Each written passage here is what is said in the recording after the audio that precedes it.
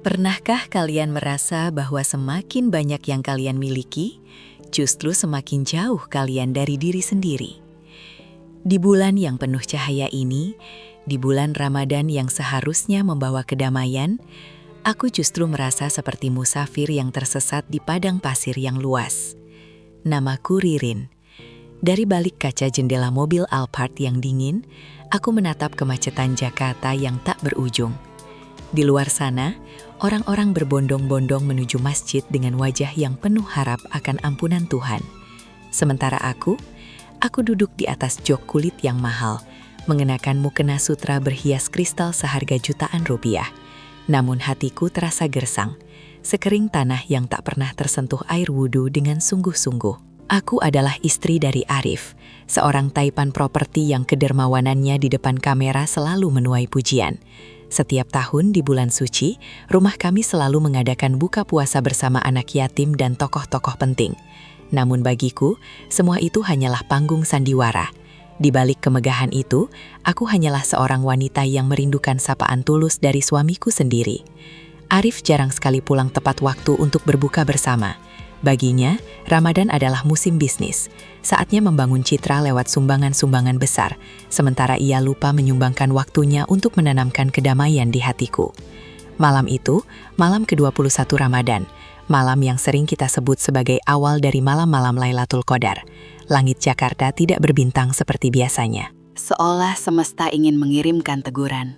Awan hitam menggantung rendah, dan guntur mulai menggelegar menyahuti suara tadarus dari corong masjid di kejauhan. Aku baru saja pulang dari acara kajian sosial yang melelahkan hati. Hujan turun dengan intensitas yang tidak masuk akal, seakan langit sedang menumpahkan seluruh air matanya. Aku tidak pernah menduga bahwa di malam yang mulia ini, Allah akan mengirimkan badai untuk meruntuhkan kesombonganku, menghancurkan penjara emasku, dan membawaku kembali pada hakikat sebagai seorang hamba. Aku menatap jam tangan berlianku, hampir pukul 9 malam. Sholat tarawih mungkin sudah usai di sebagian besar masjid, tapi aku masih terjebak dalam kalutnya Jakarta. Di depanku, Fajri, sopir pribadiku, tetap fokus menggenggam kemudi. Fajri adalah pemuda yang sederhana. Di sela-sela menunggu aku, ia selalu terlihat memegang mushaf kecil atau menggerakkan bibirnya melantunkan dzikir. Sesuatu yang diam-diam sering membuatku merasa malu. Malam ini, badai tidak hanya datang menghantam kaca mobilku, tapi juga mengetuk pintu hatiku yang selama ini terkunci rapat oleh debu-debu duniawi. Bu Ririn, sepertinya banjir di depan sangat parah. Kendaraan tidak bergerak sama sekali. Suara Fajri memecah keheningan. Ia menoleh sedikit, menatapku lewat spion tengah, dengan sorot mata yang penuh hormat. Namun ada gurat kecemasan di sana.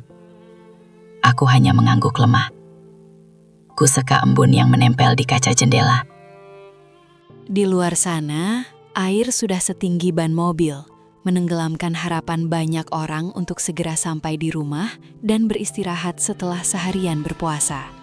Ku ambil ponselku, hatiku berdebar, berharap ada satu saja pesan singkat dari Arif yang menanyakan keselamatanku di tengah cuaca ekstrim ini.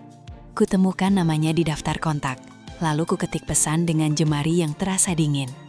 Mas Arif, hujan sangat deras dan banjir di mana-mana. Aku masih terjebak di jalan. Kamu sudah di rumah? Tolong doakan aku selamat. 5 menit berlalu, 10 menit, centang biru itu muncul. Hatiku melambung sesaat, namun kemudian jatuh berkeping-keping saat membaca balasannya. Aku sedang ada iktikaf bersama kolega bisnis di Masjid Raya. Kamu jangan manja, cari saja tempat singgah dulu. Mobil itu aman, sopirmu juga berpengalaman. Aku sibuk, jangan ganggu dulu. Iktikaf, kata yang begitu mulia, namun terasa begitu hampa saat digunakan sebagai alasan untuk mengabaikan keselamatan istri. Aku menghela napas panjang, mencoba menahan air mata agar tidak jatuh di depan Fajri. Rasanya perih sekali. Suamiku merasa sedang mengejar surga dengan ibadah yang terlihat, tapi ia abai pada surga yang ada di rumahnya sendiri. Aku merasa seperti benda mati, yang hanya dibutuhkan saat ia ingin terlihat sebagai suami sempurna di depan orang lain. Sementara itu, suhu di dalam mobil semakin dingin menusuk tulang, kontras dengan panasnya hatiku yang penuh dengan rasa kecewa. Fajri, apakah kamu sudah sholat Isya? Tanyaku, mencoba mengalihkan rasa sakitku. Belum, Bu. Saya tadi niatnya sholat di rumah bersama ibu dan bapak, tapi sepertinya keadaan tidak memungkinkan. Jawabnya sopan. Maafkan saya ya Fajri, karena kamu jadi terjebak di sini. Seharusnya kamu sudah berkumpul dengan keluargamu untuk tadarus. Tidak apa-apa, Bu. Menjaga keselamatan ibu adalah amanah dari Allah untuk saya malam ini. Setiap detik menunggu di dalam niat menjalankan tugas, insya Allah juga bernilai ibadah. Kalimat Fajri menyentuh bagian terdalam jiwaku. Di saat suamiku menganggapku sebagai gangguan dalam ibadahnya, sopir pribadiku justru melihat pelayanannya padaku sebagai bagian dari ibadahnya kepada Allah. Aku terdiam, menatap sosok Fajri yang tetap tenang meski air banjir sudah mulai menyentuh bagian bawah pintu mobil. Kesederhanaan iman yang ia miliki terasa jauh lebih mewah daripada semua koleksi tas bermerekku. Aku mulai menyadari bahwa mungkin Allah sedang mengajariku tentang arti ketulusan lewat pemuda yang selalu aku anggap sebagai bawahan ini. Astagfirullah, Bu, mesinnya mati, seru Fajri pelan namun penuh ketegangan. Benar saja, lampu dashboard berkedip-kedip lalu gelap total. AC mobil berhenti menghembuskan udara dingin, menyisakan keheningan yang mencekam. Di luar, banjir sudah melampaui batas aman. Orang-orang mulai meninggalkan kendaraan mereka, berjalan menerjang arus air yang setinggi pinggang orang dewasa. Kita harus keluar, Bu. Jika tetap di dalam, kita bisa terjebak kalau air semakin tinggi, ucap Fajri tegas. Ia keluar lebih dulu. Air langsung membasahi celana kainnya hingga ke dada. Ia membukakan pintu untukku, menjaga agar aku tidak jatuh terseret arus. Aku keluar dengan tangan gemetar, memeluk tas kerjaku seolah itu bisa melindungiku. Mukena sutra yang kupakai untuk kajian tadi, kini berat terendam air kotor. Kemewahannya hilang dalam sekejap, menyisakan kain yang menempel dingin di kulitku. Kita ke arah sana, Bu. Ada bangunan yang sedikit lebih tinggi. Fajri menunjuk sebuah gang kecil. Kami berjalan tertatih-tatih di bawah guyuran hujan yang seperti cambuk. Dinginnya luar biasa. Fajri terus berada di sampingku, memastikan aku tidak tersandung lubang yang tak terlihat di balik air keruh. Akhirnya, kami sampai di sebuah bangunan tua. Itu adalah sebuah panti asuhan kecil yang merangkap sebagai musola. Panti asuhan Nurul Iman, bacaku dalam hati, lewat papan nama yang hampir rubuh. Kami masuk ke dalam musola yang hanya diterangi oleh beberapa lilin karena listrik padam. Di sana, ada beberapa anak yatim yang sedang berkumpul melingkar, melanjutkan tadarus mereka meski dalam teramam. Aroma minyak telon dan kayu lapuk tercium di udara. Pengurus panti, seorang pria tua dengan jenggot putih yang bersih, menyambut kami dengan hangat. Marina, berteduhlah di rumah Allah ini. Banjir kali ini memang ujian darinya. Fajri segera meminta izin untuk meminjam sarung kering dan melaksanakan sholat yang tertunda. Sementara aku duduk di sudut musola, menggigil kedinginan. Mukenaku yang mahal kini kotor oleh lumpur. Sang pengurus panti membawakanku segelas air putih hangat dan sepotong singkong rebus. Hanya ini yang kami miliki, Nak. Semoga bisa menghangatkan badanmu. Saat aku meminum air itu, air mataku tumpah. Air putih ini rasanya jauh lebih nikmat daripada latte mahal yang biasa ku minum di kafe-kafe elit. Di tempat yang sederhana ini, di tengah anak-anak yang tidak memiliki orang tua, aku justru merasa sangat dilindungi. Aku menatap Fajri yang sedang bersujud di sudut lain. Sujudnya begitu lama, begitu tenang. Aku menyadari bahwa di malam ke-21 ini, aku tidak sedang berada di Masjid Megah bersama Arif. Tapi aku dibawa Allah ke tempat di mana iman terasa begitu nyata dan tak berjarak. Malam semakin sunyi, hanya suara deru hujan yang masih terdengar konsisten di luar. Listrik belum juga menyala. Aku duduk bersandar pada tiang kayu musola, menatap anak-anak panti yang kini sudah tertidur lelap beralaskan tikar pandan. Fajri sudah selesai sholat. Ia duduk tak jauh dariku, menjaga jarak aman namun tetap waspada jika aku membutuhkannya. Fajri, panggilku lirih. Iya, Bu? Kenapa kamu terlihat begitu tenang? Padahal mobil itu hancur terendam banjir, dan kita tidak tahu kapan air akan surut. Fajri tersenyum tipis. sebuah senyuman yang penuh dengan kedamaian spiritual. Harta hanya titipan, Bu. Allah yang memberi, Allah pula yang punya hak untuk mengambilnya kembali malam ini. Yang penting ibu selamat. Mobil bisa diperbaiki atau diganti, tapi kesempatan untuk bertaubat dan bersyukur belum tentu datang 2 kali. Kata-kata itu menghujam jantungku. Aku merasa menjadi istri yang gagal, Fajri. Suamiku merasa ibadahnya lebih penting daripada keselamatanku. Apakah aku tidak pantas dicintai? Fajri menunduk. Ia tampak berhati-hati dalam menjawab. Maaf jika saya lancang, Bu. Tapi terkadang Allah menjauhkan kita dari perhatian manusia agar kita menyadari bahwa hanya perhatiannya yang paling kita butuhkan. Mungkin Bapak sedang diuji dengan egonya dan Ibu sedang diuji dengan kesabaran Ibu. Di bulan Ramadan ini, semua orang sedang berjuang dengan perangnya masing-masing. Aku terdiam, merenungi setiap kalimatnya. Di rumah megahku, aku selalu merasa berkuasa atas Fajri karena aku membayarnya.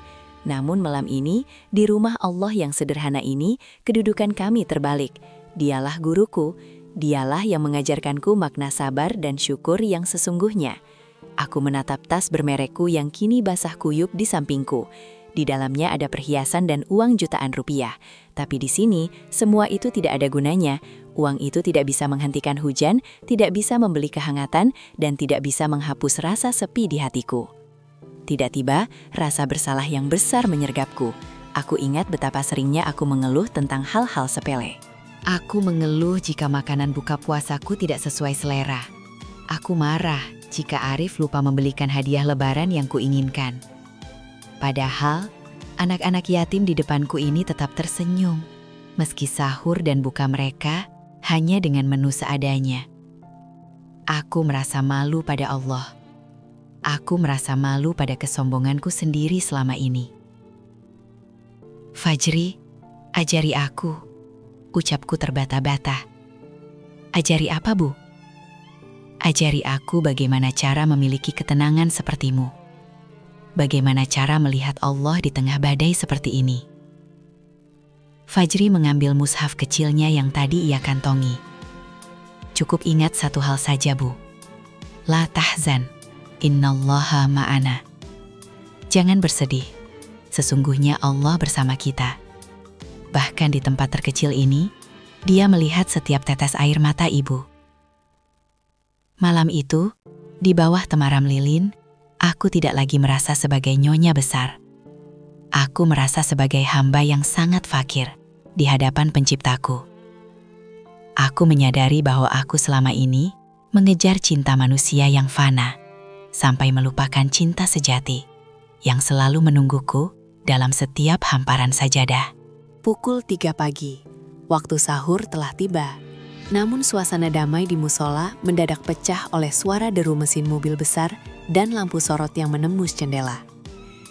Itu bukan tim penyelamat biasa. Itu adalah mobil off-road mewah milik Arif. Aku mengenali suara klaksonnya yang arogan. Pintu musola terbuka kasar. Arif masuk dengan wajah penuh amarah. Ia bahkan tidak mengucapkan salam saat masuk ke dalam bangunan suci ini. Sepatu mahalnya yang penuh lumpur menapak di lantai musola yang bersih. "Ririn, jadi di sini kamu bersembunyi," teriaknya tanpa memedulikan anak-anak yatim yang terbangun karena kaget. "Aku sudah mencarimu lewat GPS mobil. Apa-apaan ini? Mengapa kamu ada di tempat kumuh seperti ini bersama sopirmu? Kamu tahu betapa khawatirnya aku kalau reputasiku hancur karena berita istrinya terjebak banjir di tempat begini?" Lagi-lagi, reputasi. Aku berdiri, tubuhku masih sedikit menggigil. "Kamu khawatir pada reputasimu, Mas? Tapi tadi kamu bilang jangan mengganggumu karena sedang iktikaf? Apakah iktikafmu mengajarimu untuk membentak di rumah Allah?" Arif tertegun sesaat, namun egonya masih terlalu tinggi. Ia menoleh pada Fajri yang berdiri dengan sikap sopan di belakangku. "Dan kamu, Fajri, kamu saya bayar untuk melindungi istri saya, bukan untuk membawanya ke tempat seperti ini. Kenapa kamu tidak mencari hotel bintang 5 atau tempat yang layak?" Arif melangkah maju, tangannya sudah terangkat seolah ingin memukul Fajri. "Kamu sengaja memanfaatkan situasi ini ya?" "Mas, cukup!" Aku berdiri di depan Fajri, melindungi pemuda yang telah menjagaku sepanjang malam. Fajri sudah melakukan tugasnya dengan sempurna. Dia menjagaku dari arus banjir, dia memberiku perlindungan di rumah Allah, Dan dia mengingatkanku pada Tuhan saat suamiku sendiri melupakanku karena urusan bisnisnya yang dibungkus ibadah. Arif tertawa sinis. Oh, jadi sekarang kamu membela sopir ini. Kamu lebih memilih tempat sampah ini daripada pulang ke rumah. Tempat ini bukan tempat sampah, Mas. Di sini ada anak-anak yang mencintai Allah lebih dari harta. Di sini ada kedamaian yang tidak pernah aku temukan di rumah kita yang dingin itu. Kamu datang ke sini bukan karena mencintaiku, tapi karena takut namamu tercemar di koran besok pagi. Suasana menjadi sangat sunyi. Pengurus panti hanya menunduk sedih melihat pertengkaran kami. Fajri tetap diam, bibirnya masih tampak bergerak melantunkan zikir perlahan. Arif menatapku dengan mata yang memerah. Untuk pertama kalinya, aku melihat keraguan di matanya. Kekuasaan dan hartanya tidak bisa membungkam kebenaran yang baru saja kuucapkan. Pulang sekarang, Ririn, atau aku tidak akan pernah menjemputmu lagi. Ancamnya dingin. Aku menatap musola ini, menatap anak-anak yatim, lalu menatap Fajri. Kemudian aku menatap Arif. Aku akan pulang, Mas. Bukan karena ancamanmu, tapi karena tugasku sebagai istri belum selesai. Aku harus membantumu sadar bahwa sujudmu di Masjid Raya tidak akan ada artinya jika kamu masih menginjak hati istrimu sendiri. Aku berjalan keluar musola tanpa menoleh lagi. Hujan sudah mulai reda, menyisakan hawa dingin sisa badai. Malam ke-21 itu berakhir dengan kepedihan. Namun hatiku membawa sebuah janji baru. Sisa Ramadan tahun itu kulalui dengan cara yang sangat berbeda. Aku tidak lagi sibuk memesan gaun-gaun mahal untuk Idul Fitri. Aku menghabiskan waktuku untuk berkunjung kembali ke panti asuhan Nurul Iman. Kali ini dengan tangan terbuka membawa apa yang mereka butuhkan. Bukan untuk pamer, tapi sebagai bentuk syukur. Arif, dia masih suamiku. Kami melewati banyak diskusi panjang dan air mata. Malam di panti asuhan itu rupanya membekas dalam di benaknya. Ia mulai menyadari bahwa kesuksesannya adalah ujian, bukan sekedar hadiah. Ia mulai belajar untuk berbuka puasa di rumah, mendengarkan ceritaku, dan yang paling penting, ia mulai belajar bahwa ibadah yang sejati adalah ibadah yang melembutkan hati kepada sesama manusia, terutama keluarga. Fajri tetap bekerja sebagai sopir kami, namun hubungan kami kini didasari rasa hormat yang mendalam. Aku tidak lagi memandangnya hanya sebagai bawahan, tapi sebagai saudara seiman yang telah menyelamatkan jiwaku dari jurang kesombongan. Idul Fitri kali ini terasa begitu bermakna. Tidak ada pesta besar di rumah kami. Kami hanya mengundang anak-anak panti asuhan untuk makan bersama secara sederhana. Aku belajar bahwa Allah terkadang mengirimkan badai bukan untuk menghancurkan rumah kita, tapi untuk meruntuhkan tembok-tembok keangkuhan yang kita bangun di sekeliling hati kita. Ramadan bukan hanya soal menahan lapar dan dahaga, tapi soal menuntukkan ego dan menyadari bahwa di hadapan Allah, kita semua adalah musafir yang membutuhkan petunjuknya. Kini, setiap kali aku mendengar suara azan, hatiku tidak lagi merasa berat. Aku tahu bahwa kebahagiaan sejati tidak tersimpan di dalam berangkas besi atau sertifikat properti. Kebahagiaan itu ada dalam setiap helai nafas yang penuh syukur, dalam setiap sujud yang tulus, dan dalam setiap kasih sayang yang kita berikan tanpa mengharap imbalan duniawi. Badai malam itu telah berlalu, namun pelangi imannya akan terus menetap di hatiku selamanya. Sahabat Jendela Kisah, hidup ini adalah tentang perjalanan pulang menujunya. Kadang, kita merasa sudah berada di jalan yang benar hanya karena kita rajin beribadah secara fisik. Namun, kita lupa menghidupkan hati kita dengan kasih sayang dan kerendah hatian. Jangan biarkan kemewahan dunia menjadi hijab antara kamu dan penciptamu. Ingatlah bahwa doa orang-orang yang terzolimi dan doa orang-orang yang tulus mencintainya karena Allah akan menembus langit ketujuh. Sujud yang paling rendah akan membawamu ke tempat yang paling tinggi di sisi Allah. Dan cinta yang paling tulus adalah cinta yang membawa kita semakin dekat pada keridoannya. Semoga kisah Ririn ini menjadi pengingat bagi kita semua, terutama di bulan suci yang penuh berkah ini. Jangan lupa untuk selalu memanusiakan manusia, dan jadikan setiap ujian sebagai tangga menuju derajat takwa. Terima kasih sudah mendengarkan. Jangan lupa klik like, subscribe, dan bagikan kisah ini jika bermanfaat. Aku Ririn, selamat menjalankan sisa ibadah Ramadan. Salam hangat dari Jendela Kisah Masa Kini.